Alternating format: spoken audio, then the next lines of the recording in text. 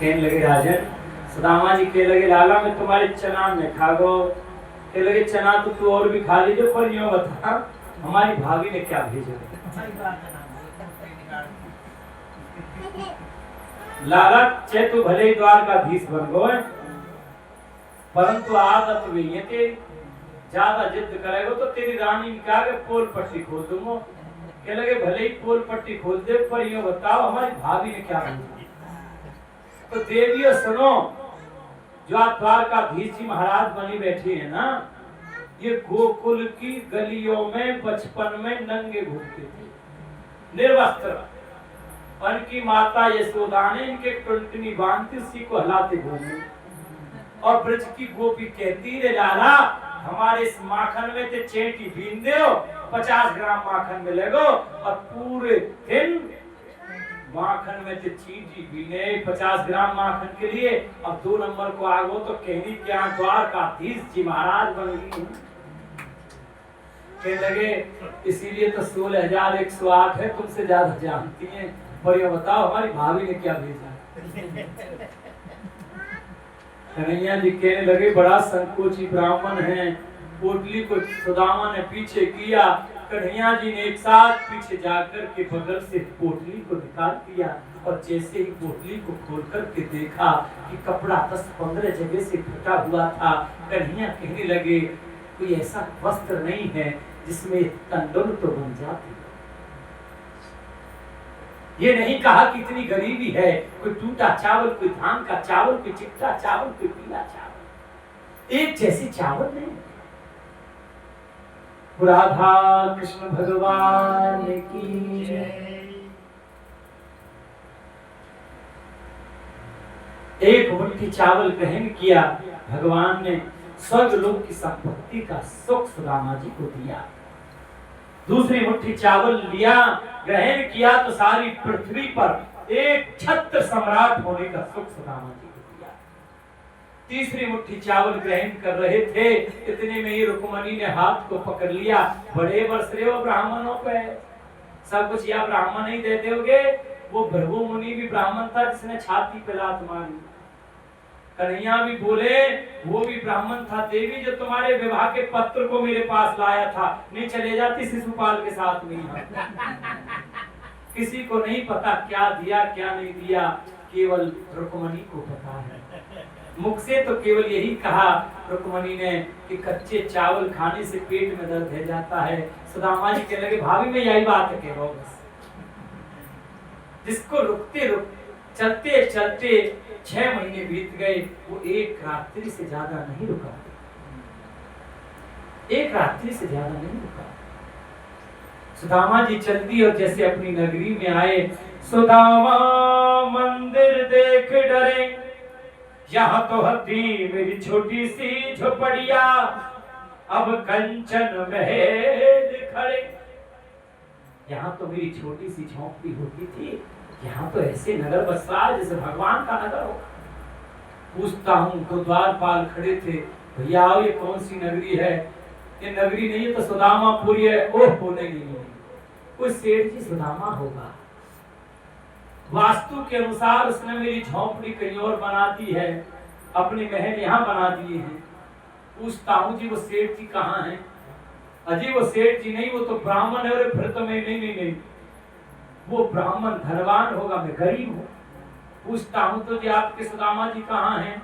वो तो द्वारकापुरी गए। और फिर तो मैं नहीं, वो धनवान है, सुबह जाता हो वो शाम को वापस आ जाता होगा, मुझे तो पूरा 1 वर्ष हो गया। पूछता तो जी आपके सुदामा जी कब आएंगे। अजी उनको तो पूरा 1 वर्ष हो गया। फिर तो 100% नहीं। भाई उसकी धर्म पत्नी होगी, उससे जाकर के कहो एक विप्र ब्राह्मण दरवाजे पर खड़ा है, मिलना चाहता है। द्वारपाल गए, सुशीला भी सुशीला हो गई थी। हाँ देखो जब ये आता है ना, ये अपने आप आ जाता है। सुशीला भी सुशीला हो गई। कोई दासी चवट डोला रही है, कोई पंखा कर रही है, बड़े आनंद आ रहे। सुशीला आई, सुदामा जी तो पहचान नहीं पाए। सुशीला ने चरण स्पर्श किए। सुदामा जी कह रहे सुशीला ये क्या। अजी सब कुछ टेढ़ी टांग वाले ने किया, तुम पे खूब कृपा की, हमारी तो धोती भी चेंज ना हुई, वही 50 जगह से फट रही है। अब एक काम करो, सोने की रोटी बनाओ, चांदी की दाल बनाओ, हीरे की चटनी बनाओ, मैं तो वन में जाकर भजन करूंगा। आजकल की होती तो कहती महाराज जी, स्वामी जी, बड़ी खुशी मिली है, बड़े महल बन रहे हैं, एक एक कमरे में एसी लग रहे हैं, डेवलप के गद्दे बिछे हुए, कहा करोगे वहां? हाँ? ऐसे कहती ना कहती। परंतु सुशीला ने क्या कहा, स्वामी जी मैं ही कहीं पत्थर चाटूंगी, मैं भी तुम्हारे साथ चलूंगी, मुझे तो वैसे ही 1 साल हो गया इंतजार करते करते, मैं भी तुम्हारे साथ ही चलूंगी। हाँ, जैसे ही चलने लगे पीछे से अद्भुत सी आवाज आई, सुदामा जी सुदामा जी सुदामा जी। पीछे मुड़ करके देखा तो टेढ़ी टांग वाला हाथ जोड़ करके खड़ा है। प्रभु सुदामा जी से कहने लगा कि हे सुदामा, मैं संसार की सभी वैभव सुख तुमको दूं, तब भी तुम्हारे अंदर अभिमान नहीं आ सकता। ये मेरी छोटी सी भेंट है, इसे स्वीकार कीजिए। भगवान की आग्रह करने पर सुदामा जी ने इसे स्वीकार किया। बोलो द्वारकाधीश भगवान की जय हो। सुखदेव भगवान से परीक्षित जी कहने लगे, गुरु जी, भोले बाबा खुद ही कैलाश पर्वत पर रहती है, रहने के लिए स्थान नहीं है, और उनके भक्त बड़े धनवान हैं, और भगवान नारायण वैकुंठ में रहते हैं, उनके भक्त कितने गरीब हैं, ये कुछ समझ में नहीं आता। कहने लगे भोले बाबा तो इतने दयालु हैं, कोई 1 लोटा जल चढ़ा दे तो खुशी। प्रदीप मिश्रा जी तो कहते हैं 1 लोटा जल सभी समस्याओं का हल।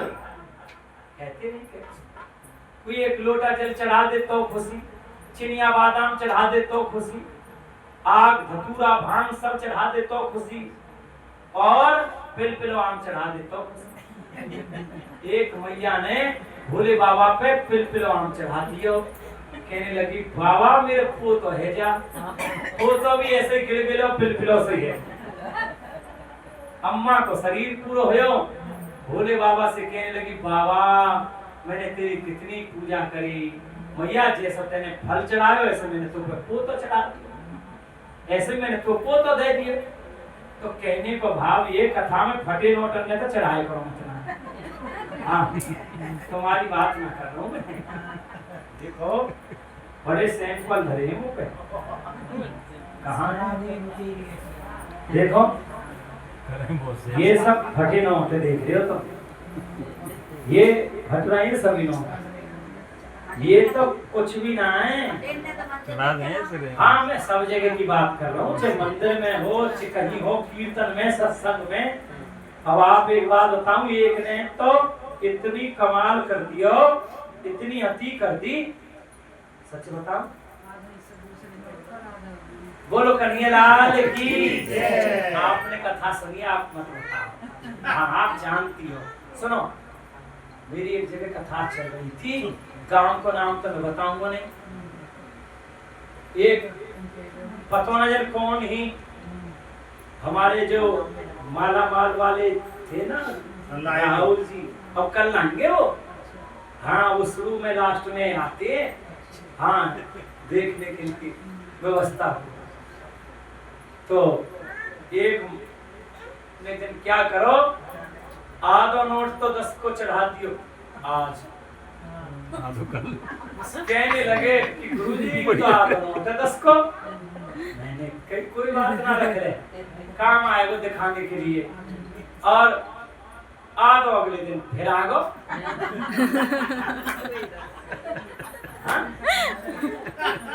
जोड़ के देखो तो 1 नंबर, दोनों के मिली की कहीं ने आदत से करो खुले लेने को, क्या 5 कर लो 5 हाथ। अब पंडित जी जोड़ते रहेंगे इनमें अपने हाथ। बताओ कैसे कल्याण हो जाएगा, बताइए। जब तक 2000 का जो नोट है ना बंद ना हो जाओ। अब एक माता जी आई कथा में, परात में तो खुले अपने आप ही रह लें, हम तो कहीं कुछ कहना भैया। माता जी ने 2000 को नोट तो परात में बाद में गिरो, पहले खुले गिर लिए सगरे रखे, और 2000 को नोट परात में गिरो, देखो तो नकली। बता देखिए क्या लिखा हुआ है इस पे, चिल्ड्रन बैंक ऑफ इंडिया, और नंबर भी है 2470। बताओ कैसे कल्याण हो जाएगा, बताओ। फिर कहेंगे सुख आ जाए, संपत्ति आ जाए, शरीर के कष्ट समाप्त हो जाएं। दिखाने की जरूरत। हाँ ये तो देखो दिखाने का है। हाँ ये तो 2-4 नोट ही दिखाए मैंने, डिब्बा भर दो।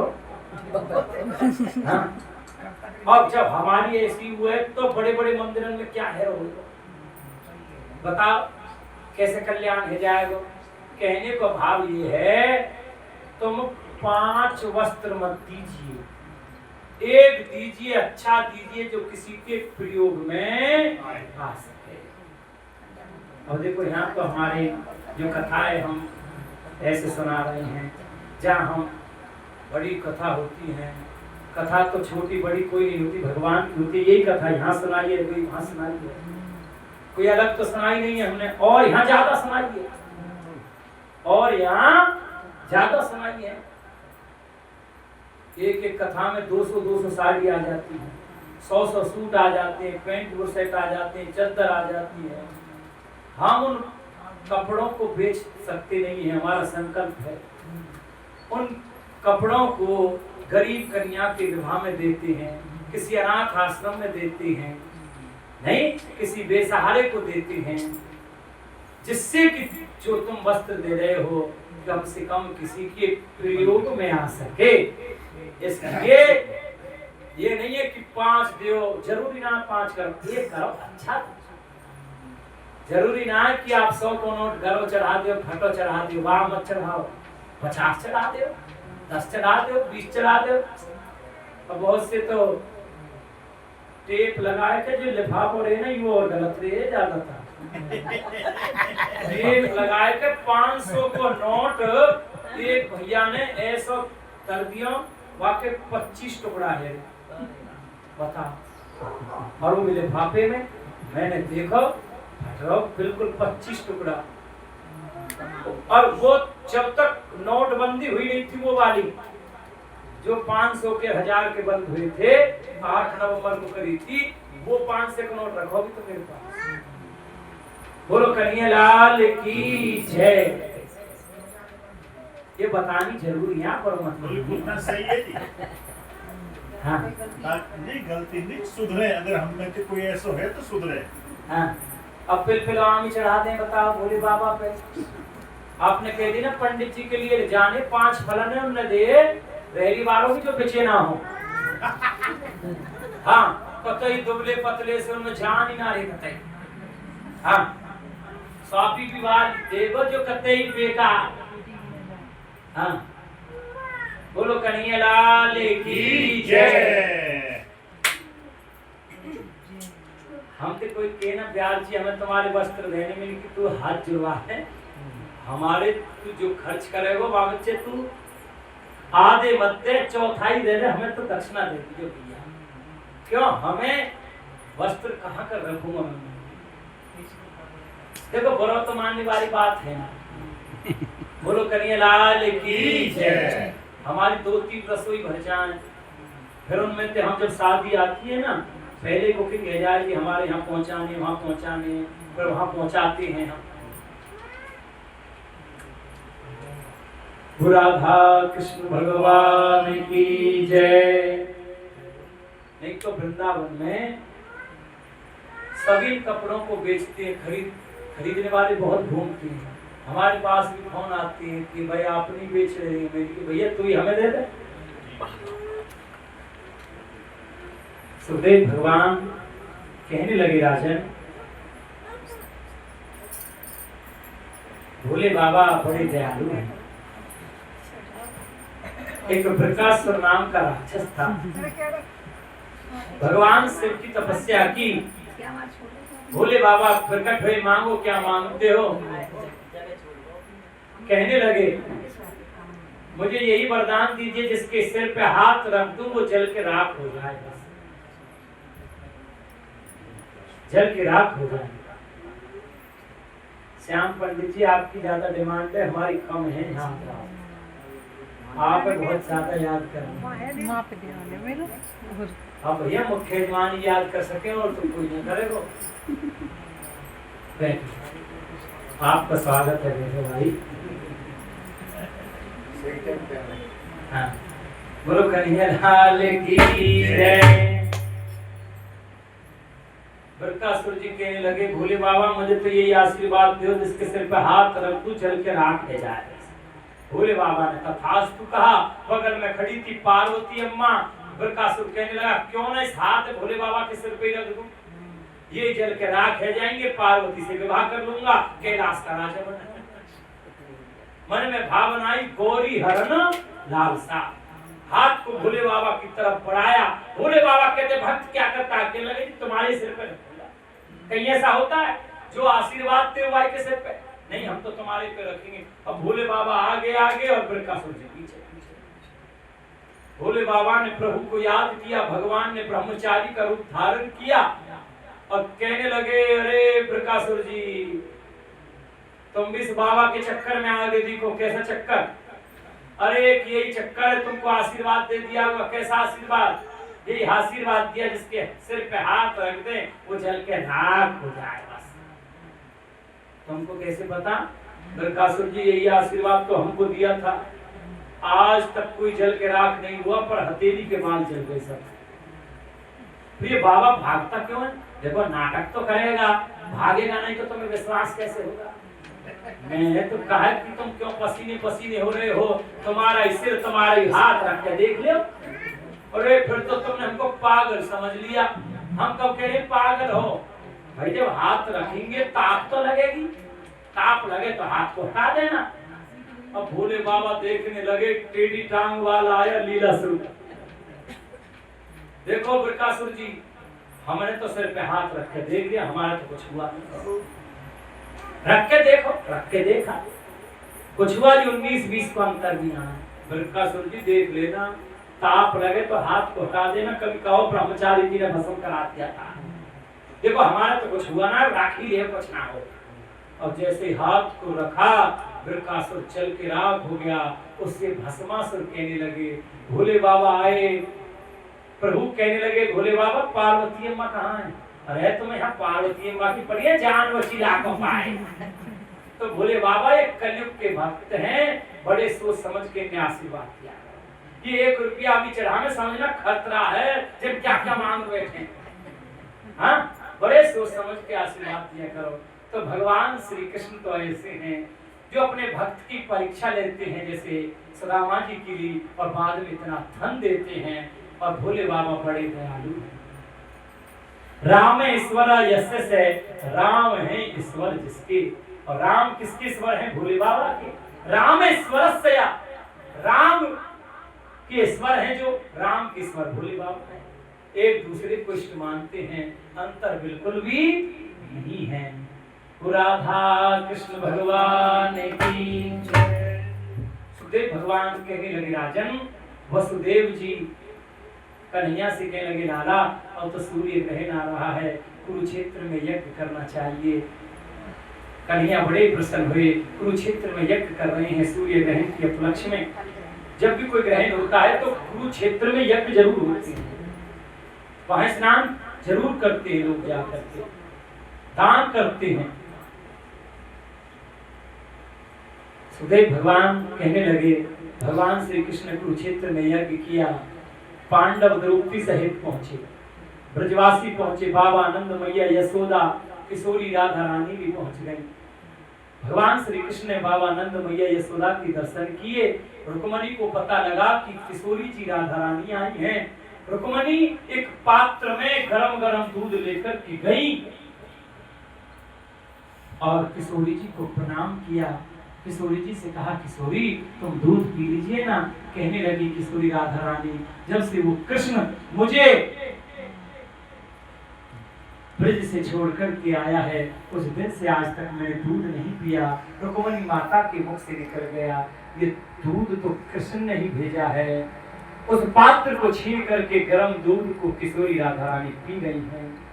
फिर रुक्मणी माता भगवान श्री कृष्ण के कक्ष में आई शिविर में आई, भगवान के चरणों को स्पर्श किया तो भगवान के चरणों में फफोले उठ रहे थे। कहने लगी रुक्मणी, स्वामी तुम कहीं तपती हुई बालू में तो नहीं गई? क्या बताएं देवी, तपती बालू में तो नहीं, तुमने मेरी किशोरी राधा रानी को जो गर्म दूध पिलाया था उसी के कारण चरणों में फफोले उठ गए। रुक्मणी कहने लगी कि राधा को दूध पिलाया और कृष्ण के चरणों में फफोले। तो रुक्मणी जान गई जो राधा है वही कृष्ण है, जो कृष्ण है वही राधा है। सभी आधारों का आधार राधा है। मैंने कहा था ना, भागवत जी में 18,000 श्लोक हैं, राधा जी का नाम क्यों नहीं है? किसी को पता है? बोलो कन्हैया लाल की। छोरी को तो आज हाथ हार जाएगा बेचारी को। आज शास्त्री जी ने अच्छी ड्यूटी लगाई है, एक बार तो झटके लेगी बेचारी, सोगी नहीं तो बोलो कन्हैया लाल की। उनके भी था। बड़ी हिम्मत है, पसीना आ जा बेचारी, फिर फिसल जाओ। हाँ। अरे नहीं, वो बाबा के हाथ में दर्द हो रहा था ना इतनी देर से। बोलो कन्हैया लाल की जय। भगवान कहने लगे, राजन देखो, पहले सभी आधारों का आधार ही राधा है।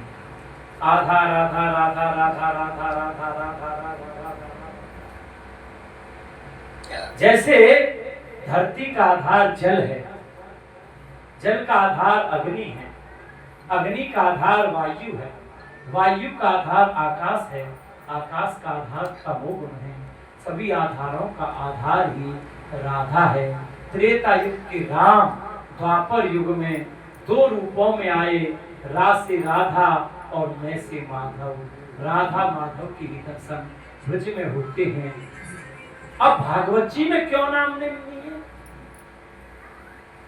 जब राजा परीक्षित को सांप लगा था तो परीक्षित के पास 7 दिन थे और परीक्षित को मुक्ति की आवश्यकता थी।